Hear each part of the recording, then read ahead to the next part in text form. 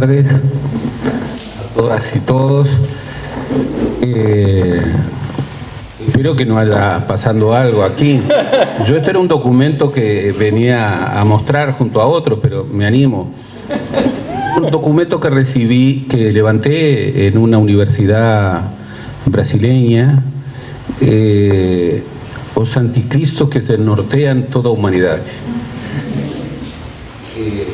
Pero, bueno, y aquí referían a Pasteur, a Freud, a Einstein, a Adam Smith, a Charles Darwin, a Karl Marx, a Newton, a Galileo, a Descartes y otros.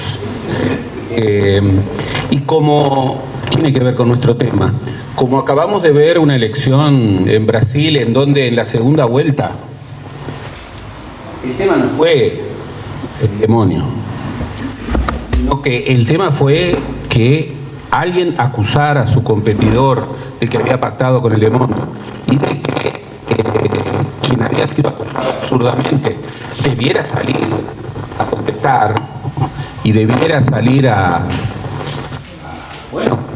dar testimonio y persuasividad respecto a que es una locura.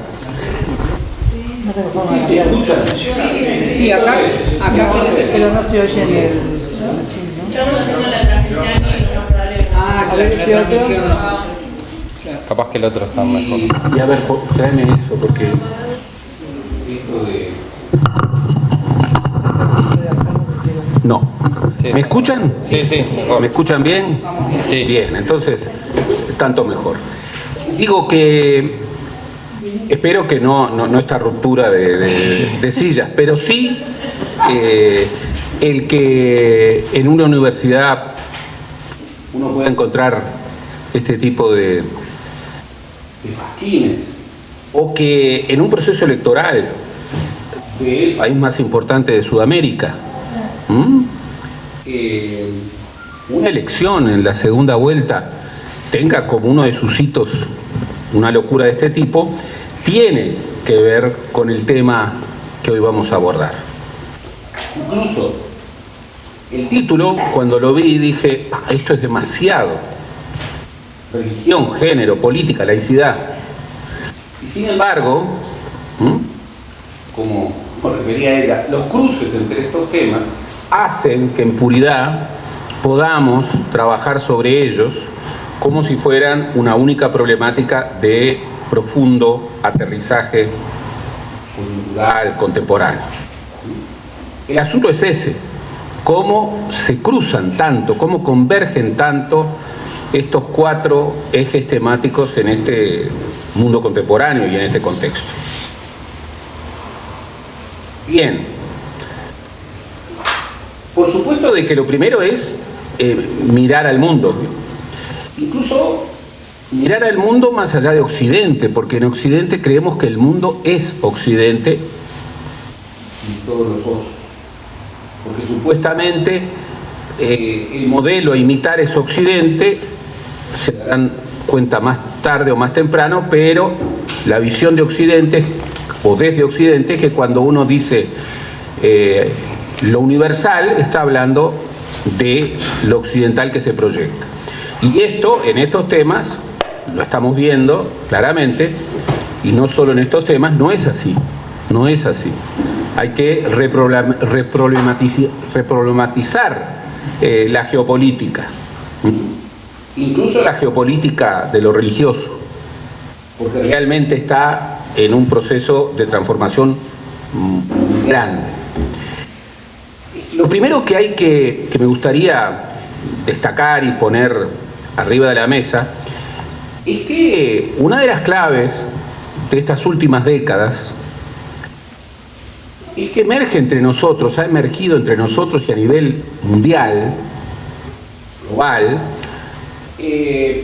nuevos sistemas de creencias. Nuevos sistemas de creencias. ¿Esto qué quiere decir? ¿Que emergen nuevas religiones? Tal vez sí, o tal vez no. Lo más importante es que los sistemas de creencia, el cómo se cree, ha variado profundamente y está variando profundamente. Fenómenos característicos de estas últimas décadas la desinstitucionalización y la diseminación de lo religioso y de lo sagrado, que no necesariamente van juntos.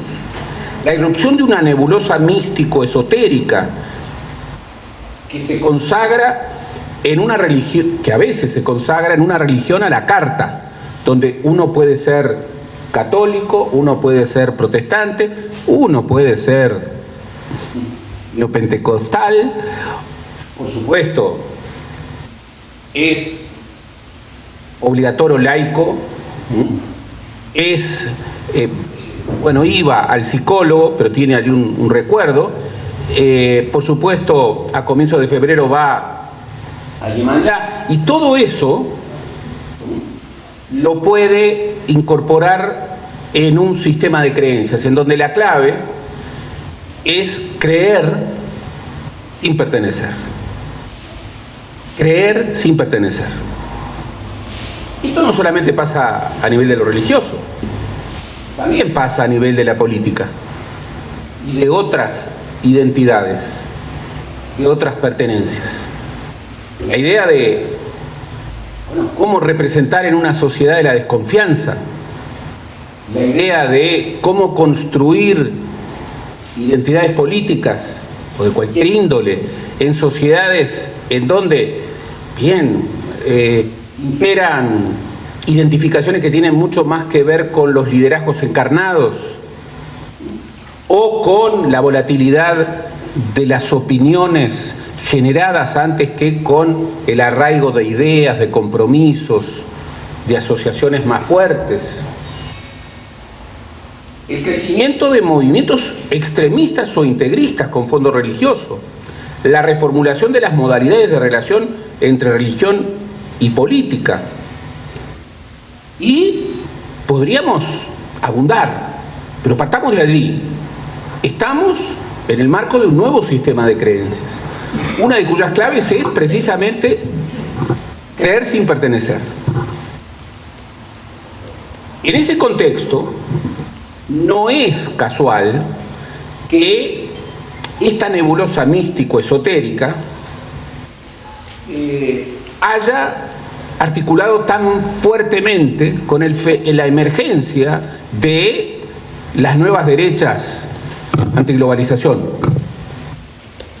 las nuevas derechas radicales, que podemos calificar de 1000 formas y que es un debate entre los investigadores si es necesario establecer una macro definición o si hay que aterrizar y ver sus particularidades, sus diferencias, sabiendo que tienen un fondo común, pero advirtiendo que ese fondo común admite diferencias muy importantes. Y ahí hay una de las claves, ese sistema de creencias en donde uno de los ejes, tal vez fundamentales, es creer sin pertenecer, se asocian con identidades políticas cuya virtud, entre comillas, es la ductilidad extrema. Es la autoverdad que impera en las redes digitales. Yo puedo opinar de todo en cualquier momento sin referirme a los contenidos, y lo que de alguna manera es el objeto de mi búsqueda es un like. Es justamente algo que tenga que ver no con lo que digo, sino con cómo lo digo. Por supuesto, en ese contexto, quienes, como hoy, definen que la clave de la política se define en una guerra cultural y buscan denodadamente participar de esa lógica en donde impera la autoverdad, la posverdad, que no son lo mismo pero se articulan, y este nuevo sistema de creencias que muchas veces es movilizado desde un discurso explícito y deliberado de la mentira. La política como expresión de la mentira no es nueva, es tan vieja como el hombre. Lo que ocurre es, y no me canso de reiterarlo, es que Goebbels se lo había dicho hace 80 años, una mentira repetida 1000 veces se convierte en una verdad. Lo que ocurre es que hoy, con este aparatito que tengo acá, y con otros, cruzando inteligencia artificial, algoritmo, con Big Data, y con un poquito de limón, yo puedo repetir N millones de veces en las claves más sofisticadas, mentira. Mentira. Y lo puedo hacer incluso sin apelación ninguna respecto al contenido y sin debate posible en donde pesen las argumentaciones. Estamos en la política en donde las percepciones imperan sobre las evidencias.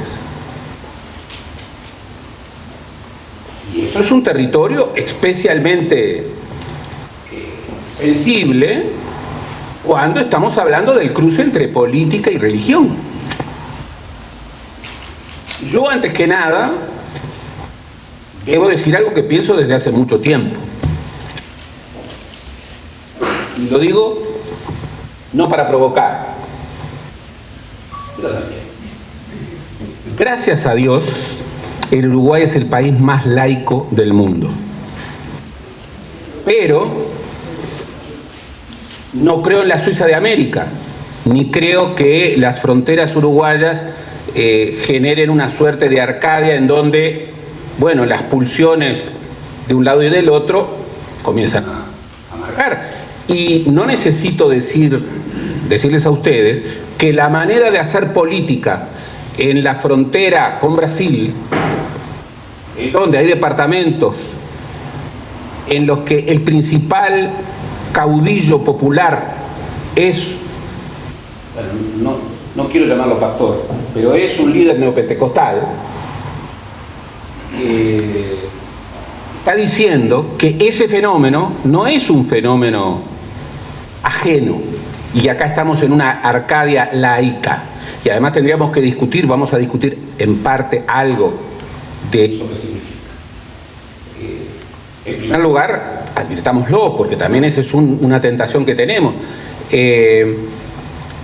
Hay muchos que creen que la laicidad se asocia con la no creencia. Y eso es una profunda equivocación. Una profunda equivocación. Es no entender la historia uruguaya. Es no entender a Valle de Ordóñez, que no era católico, aun cuando había nacido en un hogar católico moderado, pero que nunca fue ateo, ni agnóstico. Era creyente, era espiritualista, era panteísta, era pananteísta, venía del krausismo, que era un sistema filosófico extraordinariamente complejo. Y en ese sentido, quienes mejor lo saben son las muy virtuosas religiones protestantes, que habiendo llegado en el siglo XIX, bueno, simpatizaron con el vallismo. ¿Por qué? Porque el vallismo cuestionaba a la iglesia del poder, sobre todo cuando la iglesia del poder era la iglesia del Estado, pero no acompañaban al vallismo cuando ese furor anticlerical se convertía en antirreligioso. Y podría dar decenas de documentación de valdenses, de metodistas, de luteranos, que jugaban con esa ambivalencia. Y eran muy firmes en marcar la diferencia. Si esto es así, si estamos en un nuevo sistema de creencias que tiene una proyección global, si estamos en un nuevo contexto en donde, bueno, el creer sin pertenecer promueve que una de las dimensiones fundamentales de la política sea la guerra cultural, no es casual que desde una lectura pedestre de Gramsci, los ideólogos o los referentes de las ultraderechas o de las derechas alternativas hayan descubierto a Gramsci y hayan descubierto esa dimensión de la metapolítica como una dimensión crucial para disputar los territorios contemporáneos.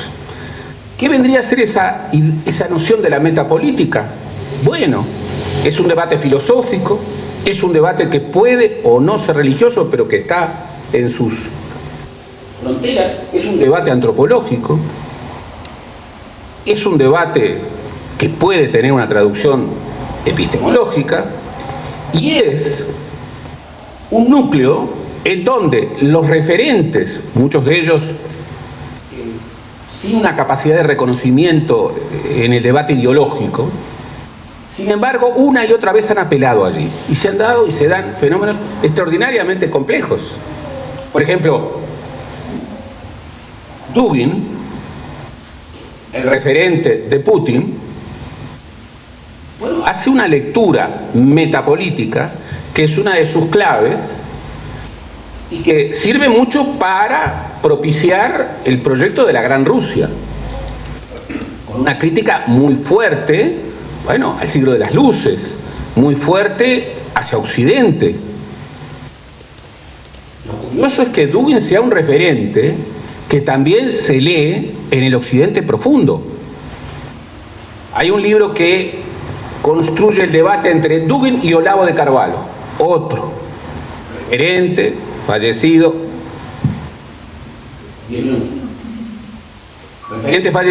de Bolsonaro.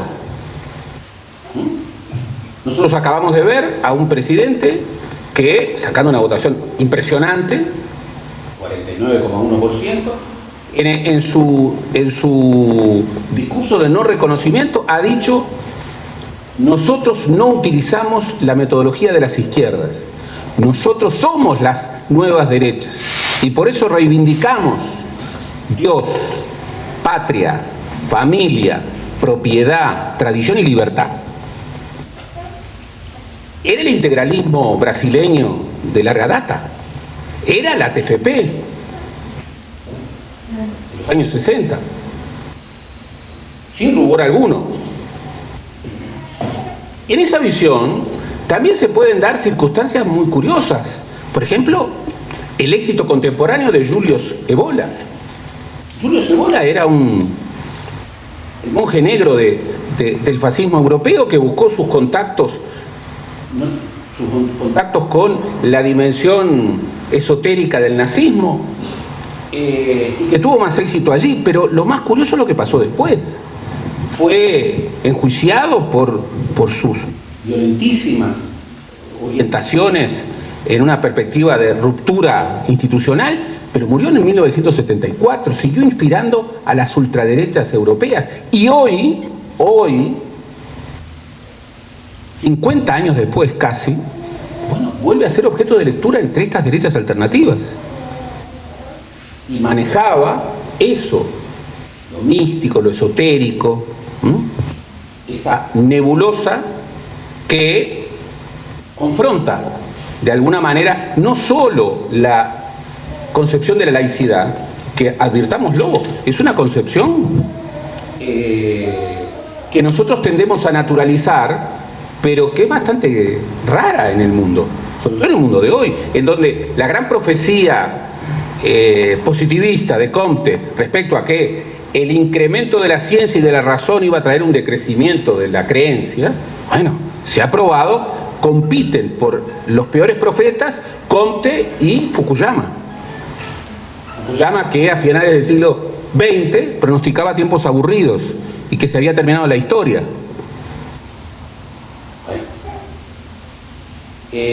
No es cierto que el incremento de la ciencia, el incremento, y ahí tendremos que discutir, de la razón traiga un decrecimiento de la creencia. No es cierto, nunca fue cierto.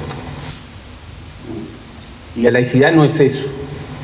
La laicidad es la separación de lo religioso, de la dimensión de lo religioso y de lo político. Y no es lo mismo que secularización, que refiere al lugar de lo religioso en las sociedades. Son dos cosas distintas que no son compatibles. Por ejemplo, México tiene todavía una institucionalidad laica, pero en modo alguno es una sociedad con poca presencia religiosa. El Uruguay, durante mucho tiempo, es una sociedad laica con poca presencia religiosa. Sin embargo, las encuestas más contemporáneas, ¿qué es lo que revelan? Que la mayoría de los uruguayos participa de este nuevo sistema de creencias y cree en Dios. La mayoría.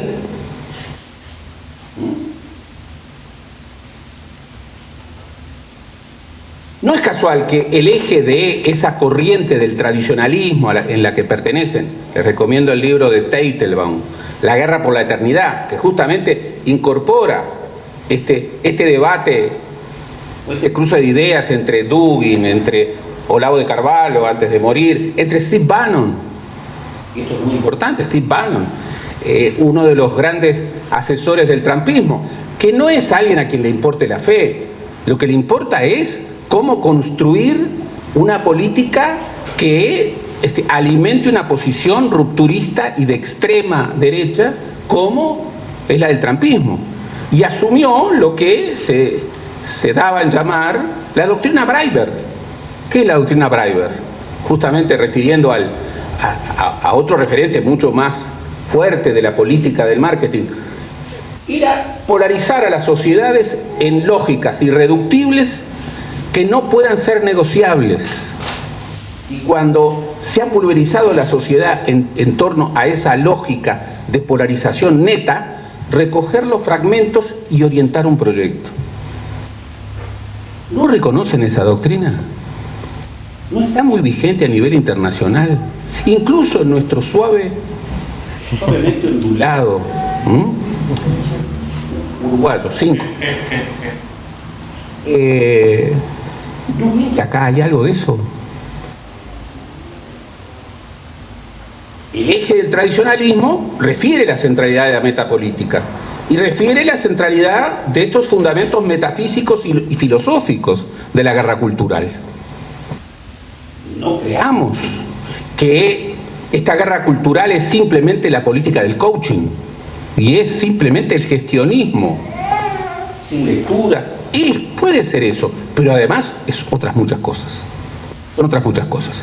Y podría hablar de múltiples fenómenos que en el Uruguay revelan que a pesar de todo en el Uruguay pasan estas cosas. Pero, obviamente, en Brasil pasan mucho más. En Colombia pasa mucho más.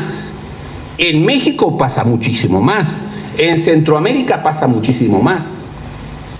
Por supuesto que también cruza con la visión que la gran revolución de nuestro tiempo, la gran revolución progresista de nuestro tiempo, que es la revolución de género, por supuesto que está en el núcleo de esta guerra cultural. Se quiere referir esto como la pugna por el retorno a la naturalidad, a la naturaleza, al derecho natural. Hombre, hombre, mujer, mujer. En una ruptura de la diversidad. Y en este eje, y con esto quiero terminar, en los 3 minutos que me quedan, la laicidad es una condición absolutamente indispensable de una propuesta progresista. Ahora, la laicidad bien entendida, no la laicidad como la no creencia, no la laicidad como una suerte de naturalización respecto a que, bueno, el compañero que cree, y bien, no terminó de entender bien la cosa. No. Esa es una visión de laicidad arcaica y absolutamente contradictoria con una pugna progresista y una agenda progresista en el mundo contemporáneo. Es regalar uno de los núcleos fundamentales de la disputa, de esta guerra cultural, a aquellos que creerán o no creerán, pero lo que buscan es otra cosa. Lo que buscan es otra cosa. Y en esa búsqueda puede haber cosas. Puede haber la acusación contra la llamada ideología de género, iba a decir teología de género, ideología de género, o puede haber la teología de la prosperidad, que es descubrir, bueno, a un Cristo que es difícil de descubrir, ¿eh? ¿En dónde? Incorporémoslo a la uruguaya. El Evangelio estaría diciendo que para que haya menos pobres, los ricos tienen que ser más ricos.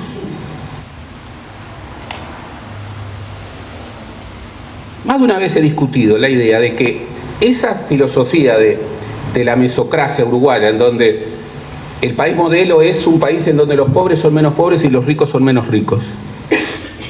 Por supuesto de que no iba en la orientación de un capitalismo pujante y dinámico. Pero muchos señalaban, pucha, esta fórmula puede articular muy bien con una visión filosófica que se acerque al vallismo histórico. Y algo de eso hay. No puedo dar fe. Mi padre era católico y vallista. Mi madre era blanca y católica. Mis hermanos, por supuesto, revolucionarios, yo era el hermano menor, y creyentes, sobre todo uno, unos radicales.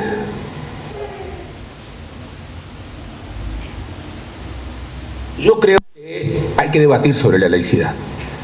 La laicidad es una condición indispensable para el avance de propuestas progresistas. En todo el mundo, pero particularmente en América Latina, en donde estamos viendo una reformulación del mapa religioso radical y desde hace mucho tiempo. El continente católico está dejando de serlo desde hace décadas. Y hay una emergencia no del protestantismo. No hay que traducir neopentecostales protestantes, no. Otra orientación, con otros ejes. En esa perspectiva, si en América Latina, en los tiempos de la guerra cultural, en los tiempos de la doctrina Breitbart, las fuerzas progresistas tienden a pensar de que el avance de visiones transformadoras que tengan el eje de la racionalidad van en contra de cualquier noción de creencia, bueno, va a ser muy difícil discutir contra aquellos que, aprovechando estos tiempos, bueno, acusan al adversario de haber hecho un pacto con el demonio o dejan en las universidades, bueno, la lista de los anticristos que en el siglo XXII continúan desnorteando a la humanidad. Por eso termino diciendo, sigo pensando en que la laicidad es el núcleo de una propuesta progresista y como resulta inherente a cualquier progresista, a cualquier propuesta progresista, de una visión de democracia radical, contemporánea.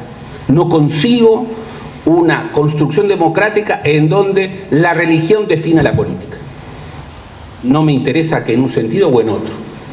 Religión y política tienen sus dimensiones, pero tiene que haber un pacto para el disenso en donde los que creen y los que no creen en este nuevo sistema de creencias tengan absoluta libertad para profesar públicamente lo que sienten, lo que piensan, lo que razonan, en puridad, lo que nutre su corazón. No dejemos, y esto lo digo desde el corazón, no dejemos valores claves. Sería absurdo que aceptáramos, por ejemplo, de que, como dijo este filósofo Bolsonaro, la libertad es de las derechas. No. Tampoco la igualdad.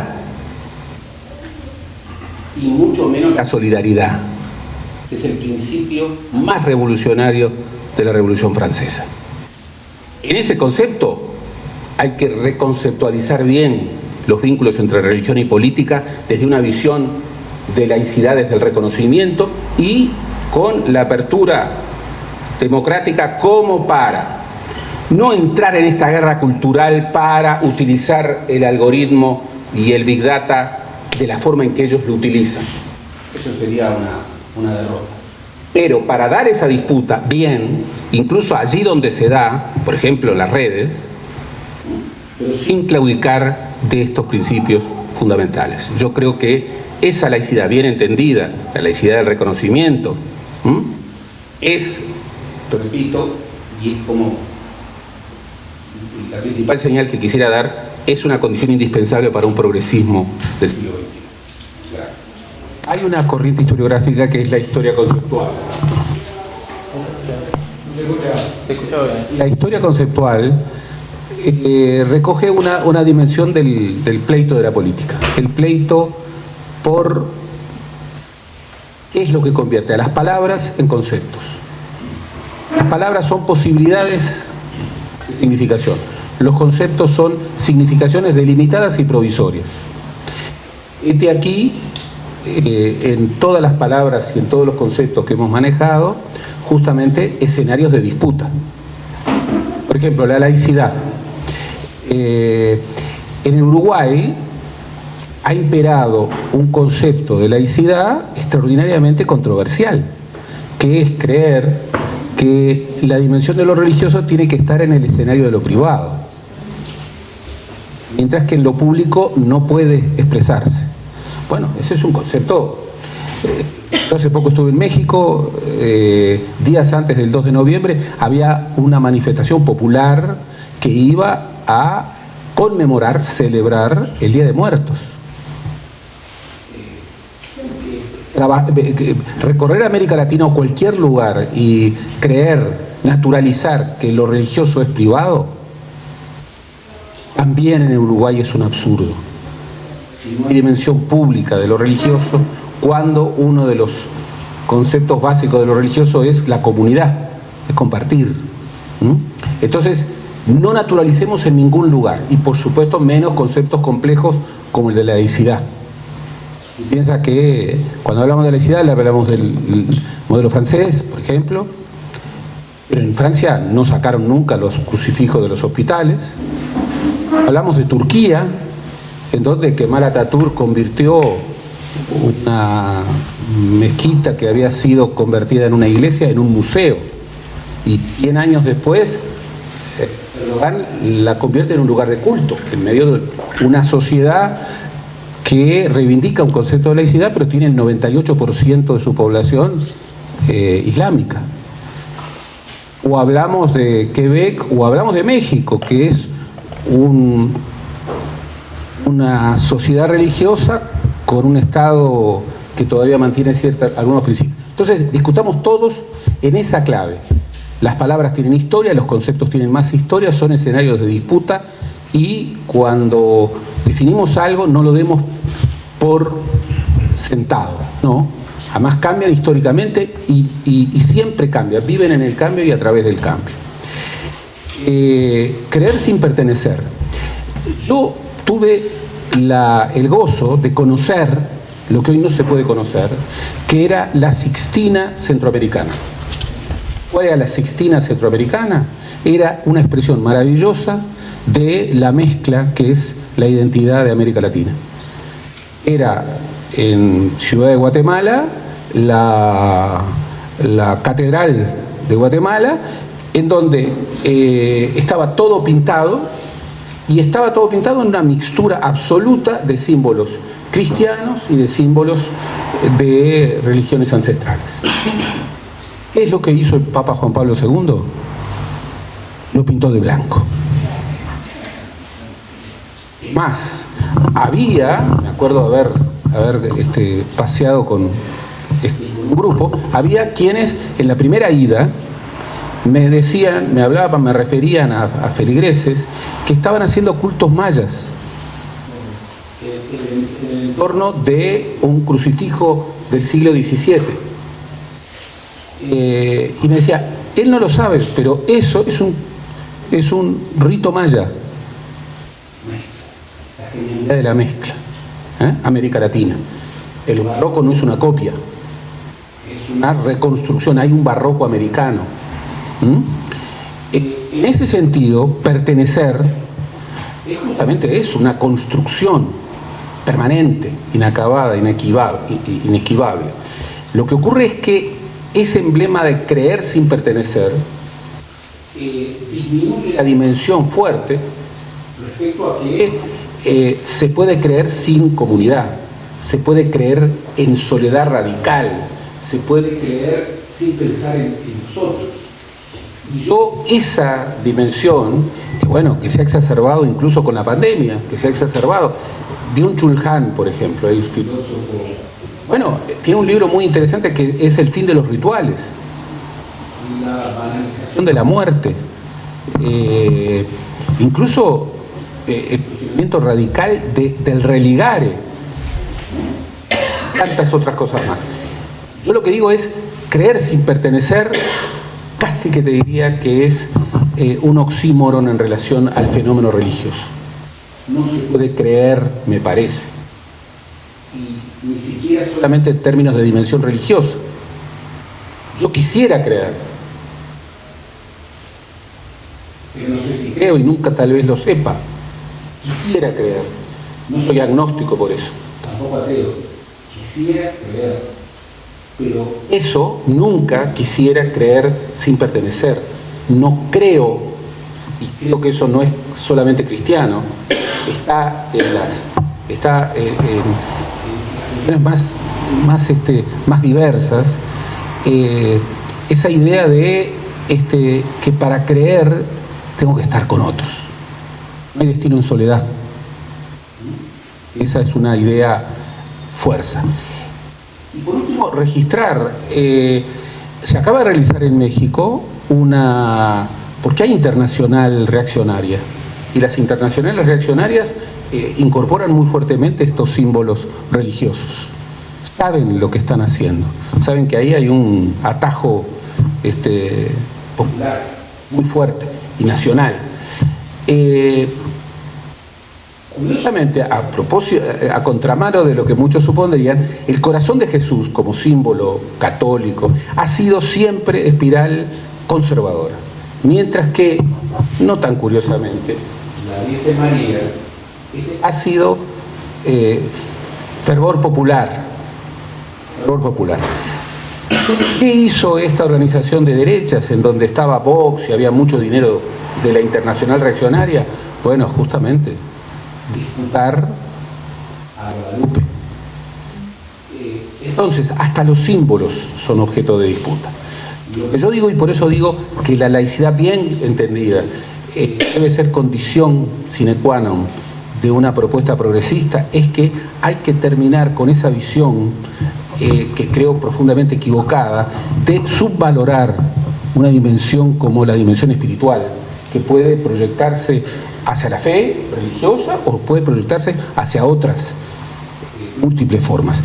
Hay que terminar con esta idea de que, bueno, si en un grupo vos decís, mirá, yo tengo una crisis de fe, es como que te empiezan a mirar y te dicen, mirá, tengo un psicólogo que cobra poco. Del mismo modo que hay que evitar estos circuitos cerrados que cada vez están existiendo más, en donde, bueno, no digamos en el Uruguay, en Montevideo, hay un grupo católico que lo trajo el arzobispo de Montevideo. Un día dije, un arzobispo, en Uruguay hay uno solo. O sea que lo trajo a unos sacerdotes católicos argentinos a construir un grupo que sobre todo es muy fuerte en juventudes adineradas, pero que tiene una presencia fuerte en barrios populares y que tiene misiones que van entre el 20 de diciembre y el final de enero, y que cooptan y que incorporan y que a veces generan becas y que plantean una concepción de la ayuda social que no tiene nada que ver con la política social, sino que tiene que ver con la dádiva que los magnánimos dan a los que tienen menos.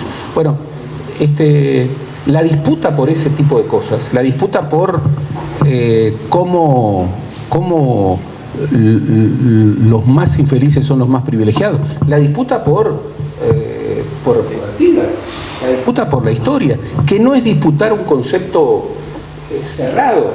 Artigas era católico, pero hacer de Artigas el padre de la cristiandad uruguaya es un absurdo. Borrar que Artigas fue, por decirlo menos, polígamo, o inventar un Artigas que no pudo ser. Por eso yo creo muy importante la diversidad que ha sido planteada. Creo muy importante que la reconceptualización de la laicidad tiene que rediscutir los límites entre lo público y lo privado. Absolutamente. Creo que también es muy importante romper con esa visión que desde ciertos espacios se plantea como los cristianos neopentecostalistas de derecha son un todo homogéneo. Y creo que la elección, escuchándote y confirmando algunas cosas, ese 30% de neopentecostales que votó a Lula definió la elección. Entonces dar por cerrado ese espacio es un profundo error. Y bien, él cometió dos errores graves. Primero, nombrarme presidente de la República, que eso sí. Y lo segundo, vuelvo a decir, la revolución de género es la gran revolución que estamos viviendo. El tiempo lo dirá, el tiempo lo confirmará. No es ineluctable como ninguna revolución, pero a mí me parece fundamental que para rediscutir lo que hoy podemos considerar como creencia, como religión, juntemos, porque no sé quién dijo, hay que repensar la antropología. Sí, bien, repensar la antropología, entre otras cosas, es repensar los roles del hombre y de la mujer. Y eso reformula nuestra posibilidad de visión teológica, porque, no sé, tú sos teóloga, pero para ser teóloga tienes que saber antropología, porque no hay teología sin antropología. Y antropología hoy no es cómo es el hombre. Bueno, ¿cuáles son los roles del hombre y de la mujer? Y eso qué implica, es realmente impresionante desnaturalizar esta idea de que, bueno, la ecología no puede cruzarse con la cuestión de género, porque en puridad, creo que tú de manera muy, y ahí discrepo con mi correligionario, si hay algo que hoy domina la disputa antropológica, ¿cuáles son los roles? ¿Qué roles? Vamos a naturalizar eso. Para pensar en el Dios del siglo XXI, ¿no tenemos que pensar ese vínculo? A mí me has convencido que sí.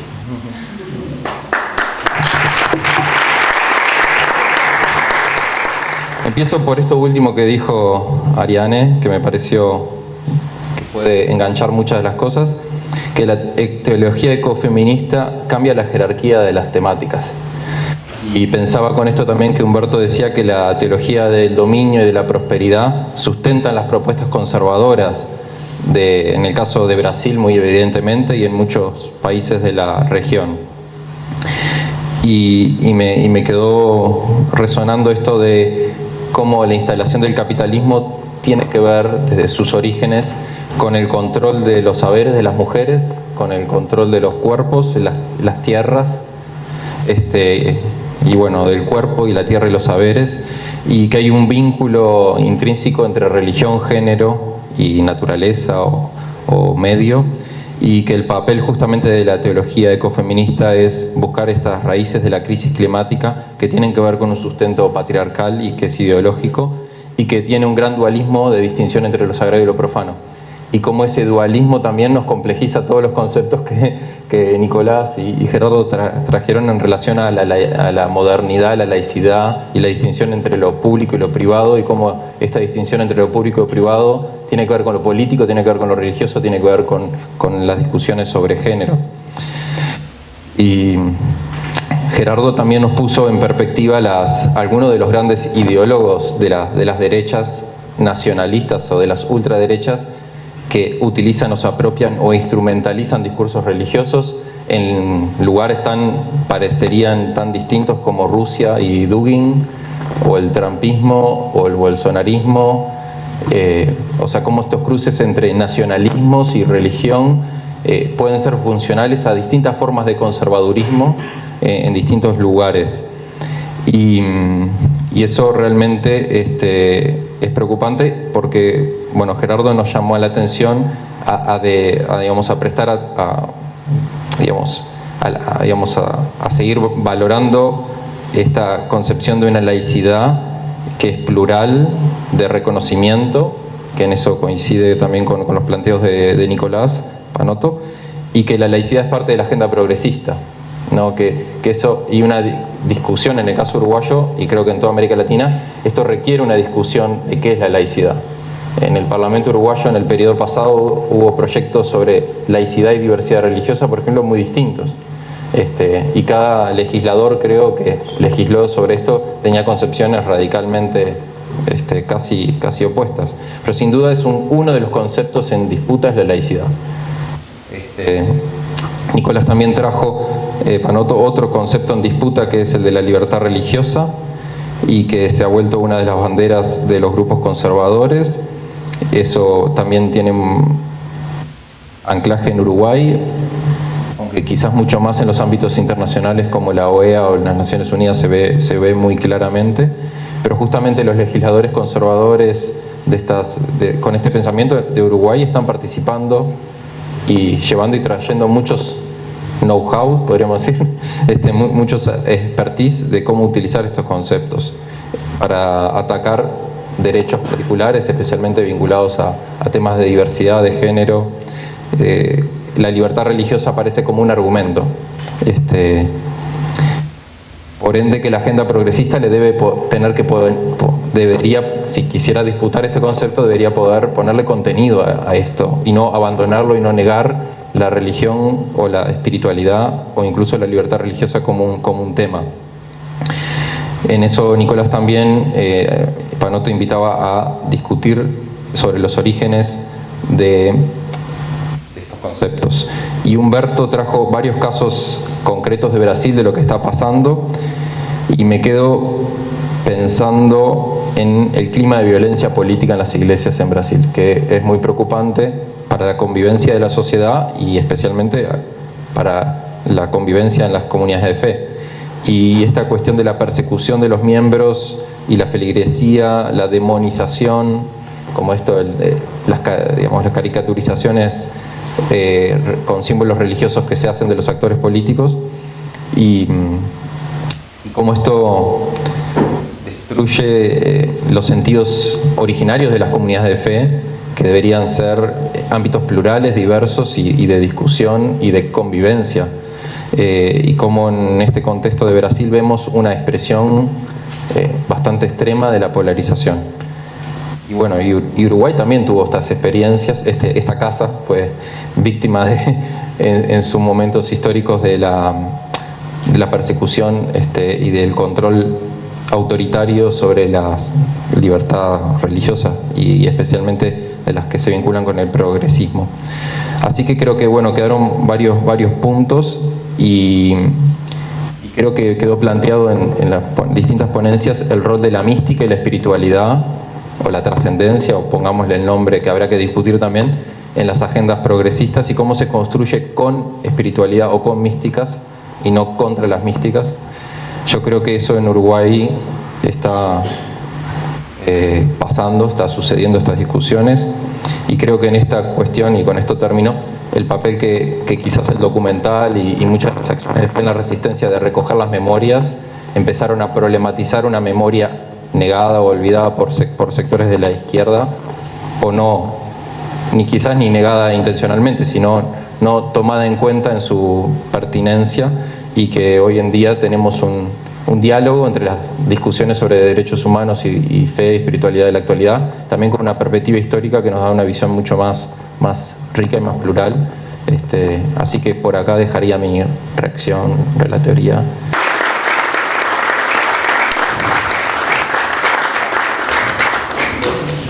Muchas gracias.